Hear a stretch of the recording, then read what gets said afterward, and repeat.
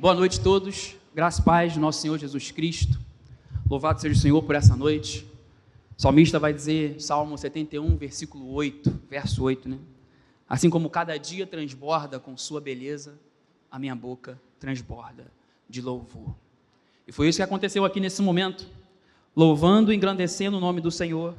As nossas bocas, os nossos lábios transbordaram, porque o que nós conseguimos reconhecer quando estamos na presença de Deus é que Ele é maravilhoso, santo, justo e bom. Não é isso mesmo, irmão? Queria pedir que você, por gentileza, abrisse sua Bíblia em Romanos, a carta de Paulo aos Romanos, no capítulo 12. Faremos a leitura do versículo 1 ao versículo 3. Hoje, especificamente, eu me deterei mais ao versículo 3 e tratarei um tema que Paulo, de forma prática, vem nos comunicar nesta carta. Antes de tudo, oremos ao Senhor, pedindo para que Ele instrua nossos corações, nossas vozes, para essa mensagem. Pai de amor, nós clamamos o Teu nome, meu Deus, e Te agradecemos por que nós estamos aqui. Estamos aqui reconhecedores da Tua grandeza, Pai. Reconhecedores de que estamos aqui, Pai, não porque somos bons, não porque temos capacidade em nós mesmos, Pai, mas dentro daquilo, até mesmo que nós iremos tratar hoje, da nossa identidade em Cristo Jesus, nós sabemos que somos porque o Senhor diz que nós somos, e nós somos porque somos em Cristo Jesus. Toma aí tudo, meu Pai amado, que acontecerá nesse momento de ministração da Tua Palavra. Assim nós oramos a Ti, Pai, em nome de Jesus. Amém e amém. Carta de Paulo aos Romanos, no capítulo 12, versículo 1 ao 3. A minha versão aqui é uma versão um pouco mais antiga. Vou acompanhar a versão do Data Show que nossos irmãos da mídia colocaram ali. Versão NAA. Portanto, irmãos, pela misericórdia de Deus, peço que ofereçam seu corpo como sacrifício vivo, santo e agradável a Deus. Este é o culto racional de vocês. Versículo 2. E não vivam conforme os padrões deste mundo, mas deixem que Deus os transforme pela renovação da mente, para que possam experimentar qual é a boa, agradável e perfeita vontade de Deus. Versículo 3. Porque pela graça que me foi dada, digo a cada um de vocês que não pensem de si mesmo além do que convém. Pelo contrário, pense com moderação, segundo a medida da fé que Deus repartiu a cada um. Você poderia repetir comigo, por gentileza, a parte B do versículo 3, que diz assim: não pensem de si mesmo além do que convém, em diante. No 3, vamos repetir? 3. Não pensem de si mesmo além do que convém. Pelo contrário, pensem com moderação, segundo a medida da fé que Deus repartiu a cada um. Meus irmãos, eu gostaria de começar esse sermão com uma pergunta que no primeiro momento os irmãos podem e devem, confesso, achar estranha. Uma pergunta que é uma pergunta provocativa, mas que daqui a pouco os irmãos vão conseguir entender aonde eu quero chegar. E a pergunta diz respeito a um mito, por assim dizer. E esse mito é um mito meio gótico, mas que todos nós sabemos mais ou menos como ele funciona, desde novelas dos anos 90 até os filmes de hoje em dia. E a pergunta é o seguinte: como um vampiro, já tem gente me olhando assim, como um vampiro pode saber quem é, se ele não pode ver a sua imagem nem em espelhos e nem em fotos? Como que um vampiro pode saber quem ele é, se ele não consegue olhar para algo que naturalmente refletiria a sua imagem, e nem mesmo ser fotografado, ou seja, visto em uma foto? Como ele consegue saber quem ele é? A lenda do vampiro diz que, para ele confirmar a sua própria identidade, ele precisa de algo mais. Ou o vampiro vai viver a sua vida inteira sem, de fato, saber quem ele é. A pergunta que eu quero trazer para nós é como nós, muitas vezes também, não conseguimos nos ver com clareza e procuramos sinais externos para confirmar quem de fato nós realmente somos. Existe um outro conto, um conto francês, de um autor desconhecido. Esse conto narra uma história de um jovem que foi buscar uma carta nos Correios, e quando ele chega nos Correios, ele se depara com alguém que ele já conhecia desde sua mocidade. E quando ele vê aquele irmão, ele fica ali alegre, fica feliz, fica contente, aquele outro amigo reconhece ele também e diz: caramba, você está jovem, bonito ainda, quanto tempo que nós não nos vemos? E ele fala: realmente, quanto tempo nós não nos vemos, você está bem, sua família está boa? Ele diz que sim, o outro responde também dizendo que sim. E ele diz que eu vim buscar uma carta endereçada no meu nome. O amigo dele diz: eu sei quem você é, mas para que eu te entregue essa carta, eu preciso de uma prova pública. E essa prova pública que nós temos hoje também é a nossa identidade com a nossa foto, é a nossa carteira de habilitação, é o nosso passaporte, seja o que for. Acontece que aquele amigo não estava com a sua identidade. Não tinha nenhum documento que comprovasse quem de fato ele era. E o conto, a história narra uma palavra muito interessante, que é conhecida, talvez você já tenha ouvido. Ele diz o seguinte: reconheci você como homem no mundo, mas como funcionário que sou, ignoro quem você é. A reflexão, meu irmão, que eu quero trazer a partir dessas duas histórias, dessa pergunta mais ou menos estranha, que talvez a partir desse momento você vai conseguir entender, é que nossa identidade, ela não é algo autodefinido. Eu não posso dizer somente quem eu sou por minha própria conta e risco. É bem verdade que nós nunca vamos poder contar somente com outras pessoas também para dizer quem nós somos. As pessoas ao redor podem falhar em definir de fato quem nós realmente somos. E a tese, a provocação que trago hoje é: nós precisamos de uma voz maior que revele nossa identidade. A exemplo de Moisés em Êxodo, capítulo 3, quando ele é chamado por Deus para cumprir uma missão, a indignação de Moisés a priori é: como que eu vou me direcionar ao povo de Deus, dizendo que quem me enviou para que eu os libertasse? A verdade é que aquele quem enviou é que garante. E por isso Moisés não vai dizer que ele foi porque ele decidiu ir. Não. Moisés vai chegar ao povo e vai dizer assim: eu vim até vocês porque o eu sou me enviou. E quem é o eu sou? O próprio Deus. Ou seja, Moisés se garante naquilo que Deus é para ele ir até o povo e agir como um libertador. Então Moisés reconhece a sua identidade, não a partir dele mesmo. Moisés reconhece a sua identidade, a sua missão de libertador, a partir de quem Deus é. E é interessante que Paulo, na carta aos Romanos, Paulo, quando decide escrever essa carta, ele tem um propósito de enviar essa carta para uma comunidade cristã que estava em Roma, mas não com o objetivo de somente ir até lá e parar a sua missão por ali. O objetivo de Paulo era se apresentar àqueles irmãos e conseguir contribuições para se direcionar a Roma.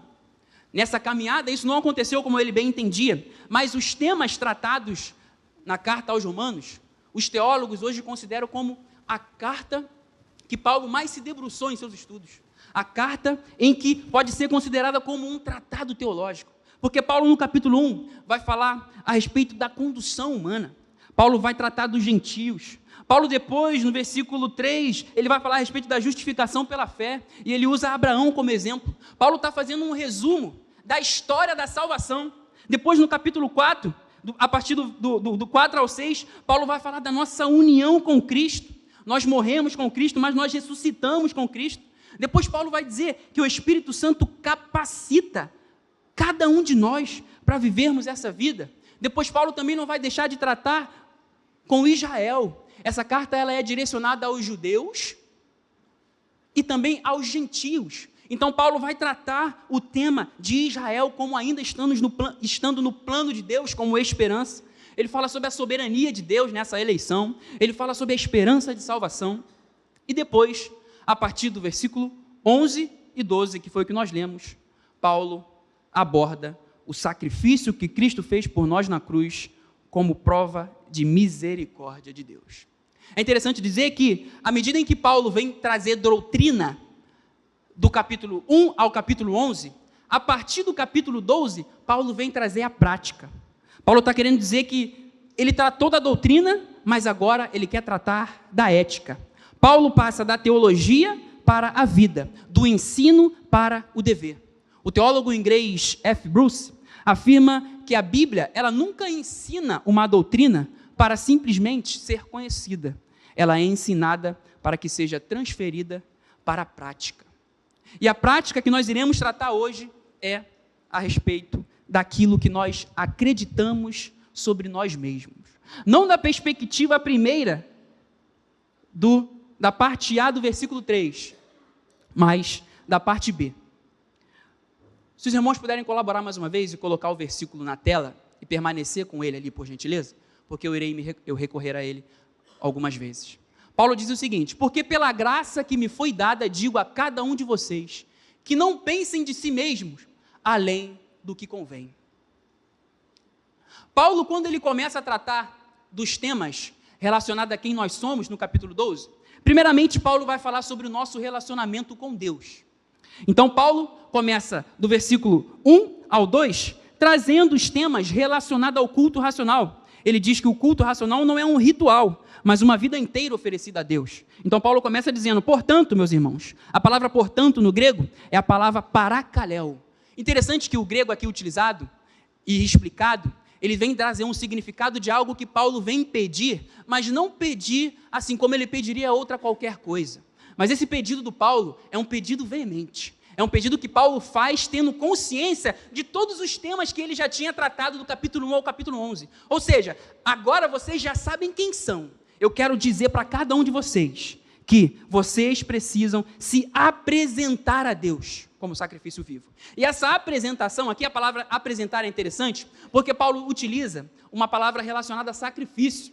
Ou seja, quando eles iam sacrificar algo no Antigo Testamento, eles apresentavam algo com a certeza de que eles não pegariam de volta, não é verdade? Então Paulo está querendo dizer o seguinte: meus irmãos, quando vocês se apresentarem a Deus, se apresente de forma a não querer pegar você de volta. É mais ou menos assim que ele está querendo dizer. A partir de agora vocês são povo de Deus. A partir de agora vocês foram resgatados por Deus. A missão de vocês agora é ser seguidor de Cristo. E vocês não têm mais a possibilidade, em certo sentido, de pegar vocês de volta. Vocês não são mais deuses de si mesmos. É mais ou menos isso que Paulo está querendo dizer. Agora, o Deus de vocês é o próprio Criador do universo. Ou seja, nós precisamos nos apresentar a Deus como esse sacrifício. E se apresentar a Deus é reconhecer que agora nós somos de Deus. Depois Paulo vai trazer a ideia de algo que seja lógico. Estou falando bem rapidamente para nós entrarmos no versículo 3. Paulo diz que o culto lógico é aquele culto que você presta tendo consciência daquilo que Cristo fez por você. Eu reconheço tudo aquilo que Cristo fez por mim, e a partir disso, eu apresento a minha vida por inteiro como um culto a Deus, um culto lógico a Deus.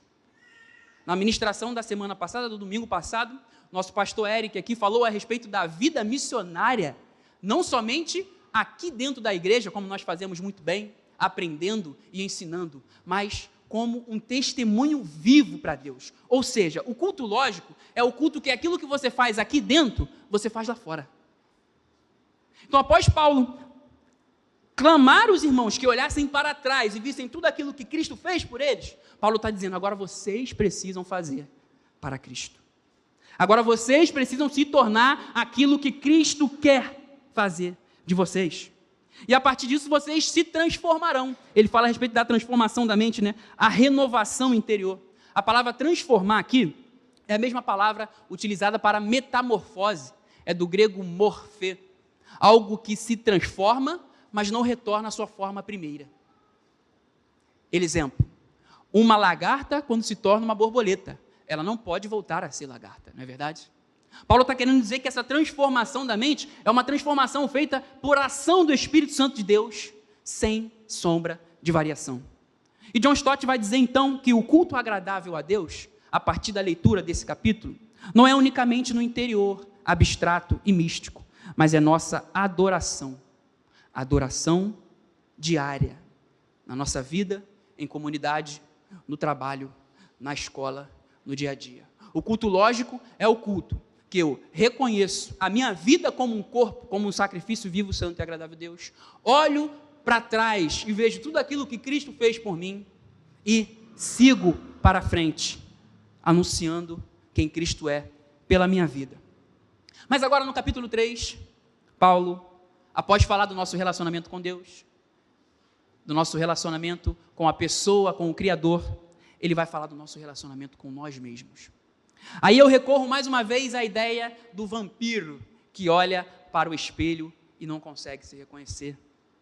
O vampiro que precisa que algo externo diga a ele quem ele é de fato, quais são as suas características físicas. Então Paulo diz: porque pela graça que me foi dada, digo a cada um de vocês, que não pensem de si mesmo além do que convém. Paulo está falando para você se acertar consigo. Paulo está dizendo o seguinte: eu e você precisamos pensar a respeito de nós mesmos na medida exata em que Cristo quer. Ou seja, você não pode pensar que você é mais do que você é. Porque Paulo depois vai tratar a respeito dos dons. Vai tratar a respeito dos dons no sentido de serviço. Ou seja, você pode receber um dom de Deus e querer achar que você é mais do que você é. Mas não é a isso hoje que eu quero me ater. A ideia da superioridade de si mesmo. Eu quero tratar do outro viés, que é da inferioridade. É bem verdade que por muitas vezes nós podemos, na nossa caminhada cristã, achar que nós somos mais do que nós somos. Mas nos dias de hoje, no nosso contexto, me parece que esse não é o sentimento. Me parece que hoje as pessoas decidiram de querer olhar para si à luz daquilo que a Bíblia diz que elas são. Me parece que as pessoas agora, nessa contemporaneidade, desistiram até de si mesmas. Se nós pudermos falar aqui a respeito de diversas estatísticas que comprovam isso, a respeito do desamor, a respeito da tristeza profunda, a respeito da depressão, da falta de gosto por si mesmo. E Paulo está tratando disso nesse texto também.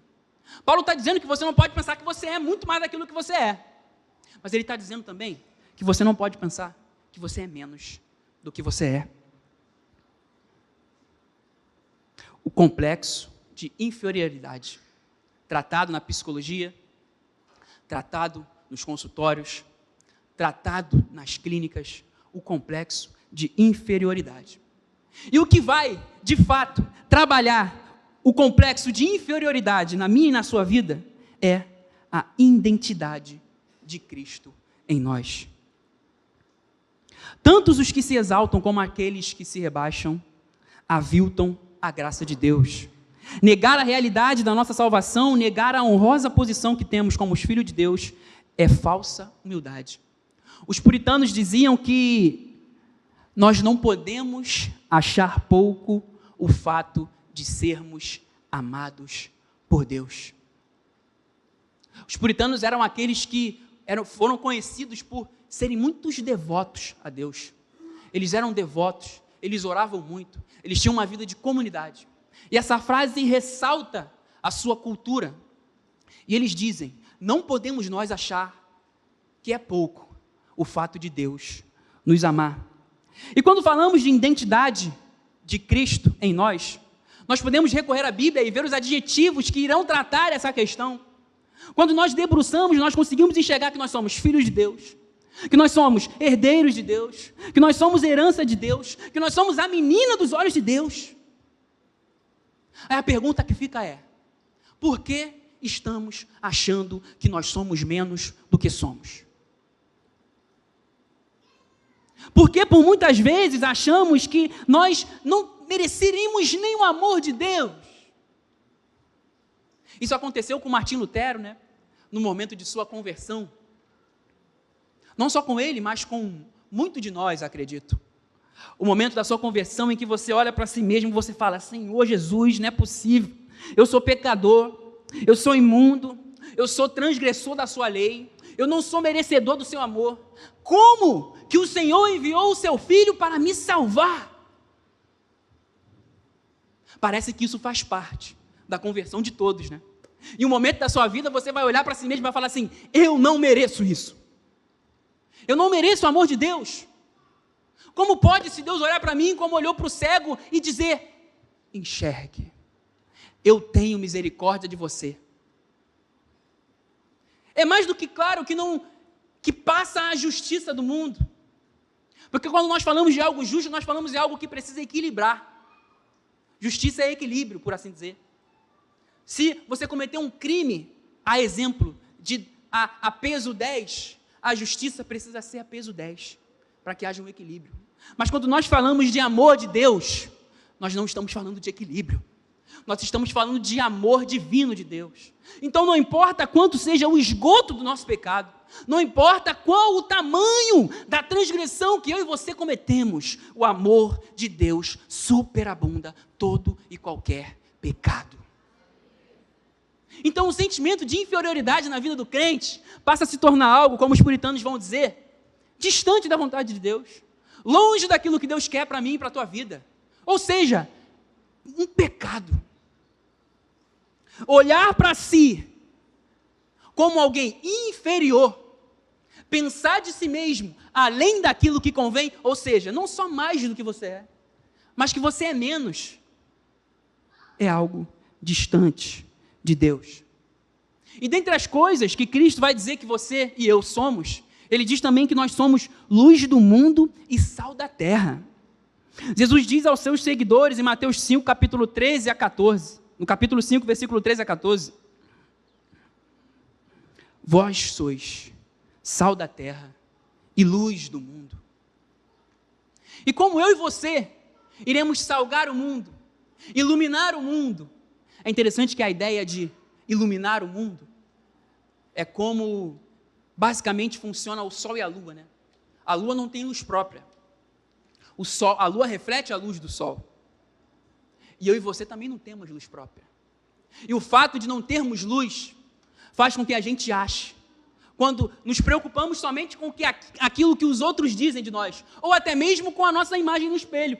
Porque diferente do vampiro, que não consegue ver a imagem no espelho, eu e você conseguimos ver a nossa imagem.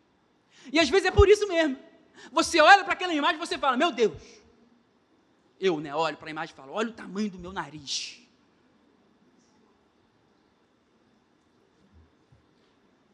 E eu passo a querer, por vezes, desistir de mim mesmo, desistir da minha pessoa, achar que eu sou menos do que eu sou.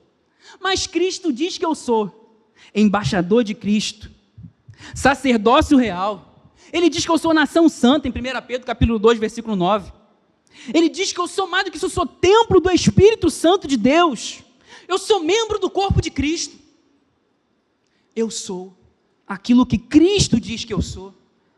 Cristo também vai dizer em Coríntios, capítulo 2, versículo 5, que eu sou nova criatura. Não para por aí. Em Filipenses, Paulo vai dizer em capítulo 3, versículo 20, que eu sou cidadão dos céus. E outra, por muitas vezes, por conta da tecnologia, por conta do distanciamento natural, da correria do dia a dia, é muito difícil nós, hoje, termos amigos de longa data, que nós permanecemos em contato, né? Amigo de longa data é igual o relógio suíço, né? Não é o caso desse aqui. É difícil de se encontrar, é caro para obter, mas quando você consegue, ele é mais achegado do que um irmão. E por vezes esse sentimento de distanciamento do outro, esse sentimento de que eu não tenho amigo, as pessoas não me entendem, eu preciso me olhar mesmo dessa forma inferior, passa até por essa ideia, o fato de talvez eu não ter amigo. Mas em João, capítulo 15, versículo 15. Jesus, junto dos seus discípulos, ele eleva o relacionamento com seus discípulos a ponto de chamá-los de amigo. Então, meus irmãos, Cristo diz sobre você também, que além de você ser nova criatura, cidadão do céu, Cristo Jesus é seu amigo. Meus irmãos, Paulo combateu o pecado desse complexo de inferioridade que nós chamamos hoje, quando ele diz: se disser ao pé, por que não sou mão? Não sou do corpo? Nem por isso deixo de ser do corpo. Se o ouvido disser, por que não sou olho? Não sou do corpo? Nem por isso deixo de ser. Em 1 Coríntios, capítulo 12, versículo 15 e 16. A realidade é que, por muitas vezes, nós nos sentimos tão distantes de Deus, nós nos colocamos numa posição tão inferior, que a gente até reverbera com a nossa própria boca, dizendo que nós não somos do corpo. Paulo está querendo dizer, meu irmão, nem que você chegue a esse ponto, Cristo te abandona. E é interessante quando o salmista vai tratar a ideia de Deus o resgatar de um lamaçal, de um profundo choro, ele vai usar a expressão içado por Deus. É como se ele estivesse no fundo do poço. Não sei se, acredito que muitos aqui, em diversas áreas da vida, já chegaram ao fundo do poço. E quando a gente chega no fundo do poço, a gente descobre que no fundo do poço tem um porão, não é verdade? E a situação pode ficar pior ainda. Meu irmão, eu quero dizer para você que mesmo que você hoje esteja no porão do fundo do poço, a palavra de Cristo para você é: eu sou seu amigo. Eu sou o seu amigo. Agora, o que de fato vai fazer com que esse complexo de inferioridade, chamado hoje pela psicologia, essa ideia de pensar de si mesmo além do que convém, chamado por Paulo, é o encontro que nós temos com Jesus. Todo aquele que se encontra com Cristo, desde o seu nascimento, quando os reis magos foram em direção à luz que brilhava, por ordem do rei, para poder descobrir quem Cristo era, com uma intenção primeira, que quando encontraram com Cristo, se depararam com algo maravilhoso, e voltaram por um caminho diferente. O mesmo acontece comigo e contigo, e com esses exemplos que eu irei citar agora, da palavra. O que faz com que esse sentimento, essa ideia de pensar de si mesmo além do que convém, não tenha sucesso na nossa vida, é o nosso encontro com Jesus. A mulher do fluxo de sangue, em Marcos capítulo 5, versículo 25 ao 34, uma mulher que vivia em uma situação verdadeira de inferioridade. Não bastava ela talvez se achar superior, porque a situação dela de fato era uma situação de inferioridade na saúde física dela. Eram 12 anos de doença. Para a lei, ela era considerada impura. A ação de Jesus não é de repreendê-la. A ação de Jesus é de chamá-la de filha e de elogiar sua fé e curá-la publicamente. Jesus, além de restaurar a dignidade, Deus restaura a sua saúde. O encontro com Jesus. Outro exemplo do encontro com Jesus é da mulher samaritana, em João capítulo 4, do versículo 4 ao 30. É fato que a mulher samaritana vivia numa situação de marginalização. Era uma mulher à margem da sociedade, marginalizada, por ser samaritana. E pelo seu histórico geral, conjugal. Então essa mulher vai ao poço com o objetivo de se aproximar do poço num horário de muito sol, para não ser observada por ninguém. Mas aí Jesus Cristo decide iniciar uma conversa com ela. E ao iniciar essa conversa, ele revela que ele sabia muito mais da vida dela do que ela imaginava. E a lição que Cristo vai nos mostrar é que ele transforma circunstâncias. Ele transforma vidas. Ele retira o sentimento de inferioridade meu e teu, porque é Cristo que diz quem nós somos, e Ele diz que eu e você somos filhos dEle, Ele diz que eu e você somos amigos dEle, Ele diz que eu e você, ao refletirmos a sua luz, passamos a ser luz no mundo, passamos a ser sal da terra. É isso que Ele fala sobre mim e sobre você. E não são poucos os exemplos. Zaqueu, o cobrador de impostos, em Lucas, capítulo 19, Spurgeon diz a respeito desse capítulo que antes do encontro com Cristo, é preciso primeiro que Ele nos encontre. É preciso que Ele nos encontre. E é isso que acontece, meus irmãos. Quando estamos caídos, quando estamos distantes de Deus, quando não temos nem força para falar com Ele, ainda assim Ele não nos deixou só. Então, o seu sentimento, por vezes, pode ser um sentimento de inferioridade, por se sentir distante de Deus. Mas a palavra de hoje, para você, que Paulo nos exorta, é que, acima da forma que você olha para si mesmo, você precisa olhar para você como Jesus Cristo te olha. Porque espelhos enganam. Fotos também enganam. A opinião do outro engana mais ainda. Mas aquilo que a palavra diz sobre mim e sobre você é a verdade. É a suma verdade. É a verdade supra. É a superlativa verdade. Encaminhando-se, irmão, para o final.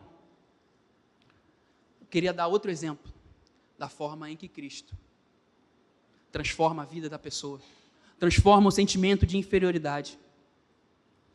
Está em Marcos, capítulo 5, do versículo 1 ao 20. O endemoniado de Gerasa. A situação que aquele rapaz vivia era uma situação de sepulcro, isolado, temido, ninguém queria estar perto daquele rapaz. Ele estava distante da sociedade, distante dos seus parentes, longe de toda e qualquer convivência. Qualquer um que olhasse para ele, imagino eu, qualquer um que olhasse para a realidade da vida daquele rapaz, poderia ter a certeza que uma coisa ele tinha.